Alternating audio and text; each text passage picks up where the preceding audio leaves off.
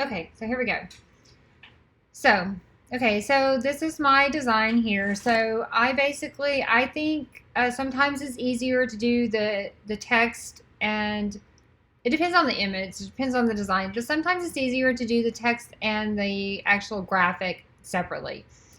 So basically, I use the business edition of Silhouette Cameo.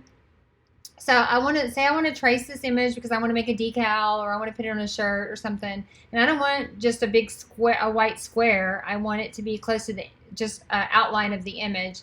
That's all I want. So I'm going to go over here to the trace, the trace icon.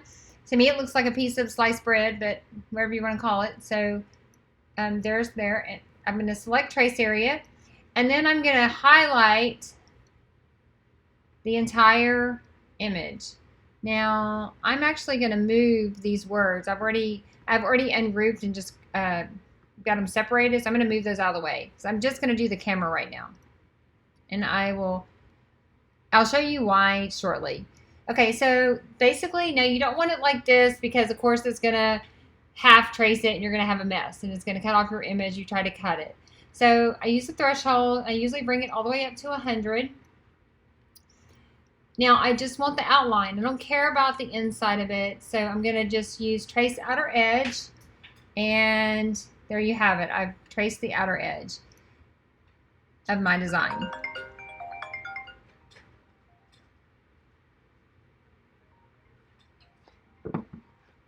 Excuse me. Okay, so let's put that back. Okay, so now you've got your camera traced, or your whatever, your design traced. So let's see. Let me go back. Okay, so basically I would, sorry guys, I would basically group that together just to keep it, just to keep it from moving like that. Object group. Okay, so now we need to trace our words. So let's move our camera out of the way for a minute. Okay, so I would basically go back to your trace area, select trace area, do the same thing. Actually, you don't have to trace your words.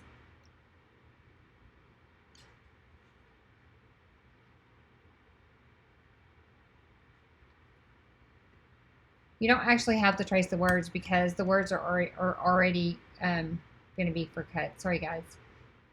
Okay, so let's go to send and see what it looks like. So basically now this design, let me zoom in here. But if you wanted to trace your words, you do it the same way. But if you let's zoom in here. So basically this design is going to cut all around where the red line is. It's going to cut.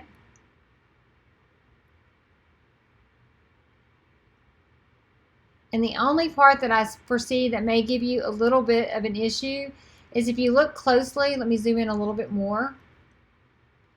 If you look closely, right in these couple of areas, this is pretty thin. So that that might give you a little bit of an issue, but probably it would still look good and not give you too much of an issue. Okay, so let's go back to our design. Let me let me change the view so we can see this. Okay, so then I would basically group all of this together. And now that one's ready pretty much to print and cut. Okay, so here is another image. This one is actually not as difficult as the camera because actually probably because the leaves are bigger and it just doesn't have a lot of little tiny petals or flowers hanging out. Again, I would select the trace, go to select trace area. I would basically get my whole image, and then I would take the threshold button, go up to 100.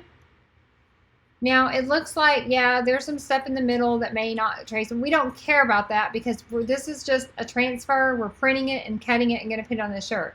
So basically I trace outer edge, and there you have it. So this right here is what would trace.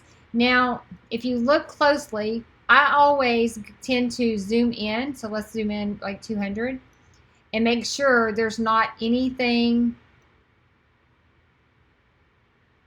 in here that I need to delete, like something in the middle. So I don't see anything that I need to delete. But sometimes it will trace little details.